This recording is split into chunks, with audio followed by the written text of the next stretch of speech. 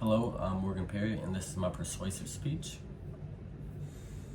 Plastics are one of the most versatile and convenient materials, but is it worth killing the planet? The single-use plastics that we use every day are slowly killing both the world around us and humanity itself. I've done a very large amount of research on this topic, and the plastics that the world considers one of the greatest materials ever found are slowly causing destruction of the world.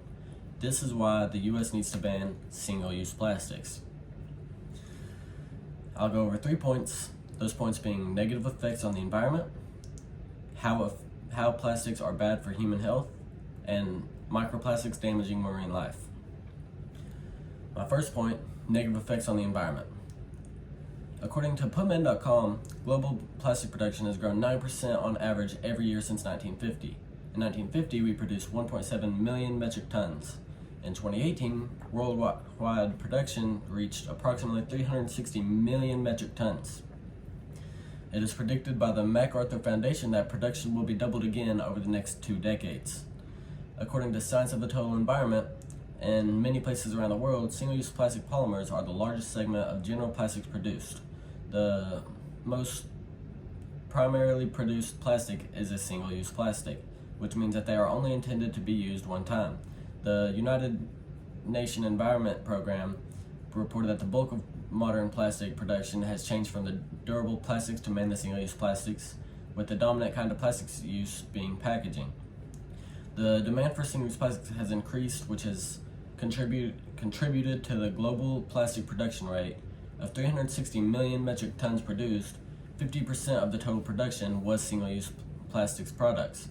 Single-use plastic waste blocks storm drains and sewage systems in both urban and rural environments, causing potential flooding. It has been reported that the numerous injuries and deaths have been caused to animals by the ingestion of plastics, both on land and in water. In agricultural areas, plastic waste interferes with the movement of water and air through soils. Not only is it bad for the environment, but it's killing humanity as we know it. Which brings me to my second point, how plastics are bad for human health. According to academia.edu, Norman Mailer was one of the first people to associate plastics with environmental issues and human health.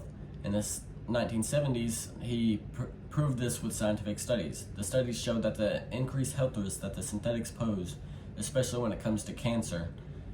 So when this data came out, consumers started to question their constant exposure to plastics. There was also fear prompted by the lower density disposable plastics through the rush of child deaths in the 50s and 60s from choking hazards. According to Goodwine's The Ethics of Single-Use Plastics, early campaigns that promote recycling always highlighted the impact of litter on the ground. But plastic pollution extends beyond water bottles on the side of the road. As plastics degrade, they release microplastics, which are smaller plastic particles that are released due to the chemicals in plastics decomposing. With these particles being as small as they are, it makes it harder to clean up and eliminate. But it also makes it much easier to ingest. This damages not only marine life, but also human life. Like many other forms of water pollution, the dispersal of microplastics is not contained to the area it originated from. Plastics that are disposed of in the US have the potential to release particles halfway across the world. This could be a disaster not only for the environment, but also human health. As our lives become more and more involved with plastic, our exposure and consumption is getting worse. A study that was meant to examine the effects of microplastic pollution on human seafood found that humans get exposed to up to 100 plastic fibers every meal, not through seafood, but through your own home. It has been found that microplastics are linked to causing genetic mutations in humans, which affects fertility. In some cases, microplastics are leading to both cancer and obesity.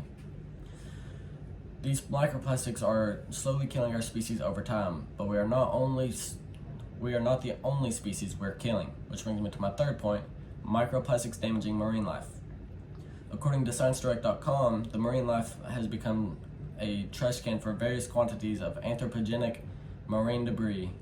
Plastics are 60 to 95% of the total marine litter, making it the most abundant and widespread marine debris. In 2010, an estimated amount of 8 million metric tons of plastic waste entered the oceans.